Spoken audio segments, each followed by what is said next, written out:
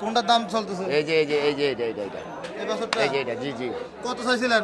ভাই দাম 85 করে দিছি। ভাই কত বলছিলেন? 72 বলছিলেন, 85 আর 72। জি জি মোটামুটি মিজান ভাই কাছাকাছি এসে দিয়ে দিতে পারেন। না কাছাকাছি করে দিছি ভাই, দাম বেশি চাইছি না। চান্না মশলা গরু কি বহর কি গরু পালার জন্য। ফলার জন্য। গৃহস্থ নাকি ভাই এরা? গৃহস্থ। বাড়ি কোথায়? রামমোহন। রামমোহন থেকে আসছেন চান্দিনা হাটে। আজকে আপনার গরু ছোট গরু ঘটনা কি? ভাই আছে কয়েকটা বড় আছে, আর আগামী দিন গরু কিছু দিছি, নোয়াখালী গরু দিছে খামারে নাকি? খামারে নিছে। একসাথে কটা পাঠাইছিলেন? একসাথে পাঠাইছি 7টা। 7টা। না, 7,000 করতেছে গরু। তো আপনার কাছে ভাও কত পেল? না ভাই না না না কত দিছে?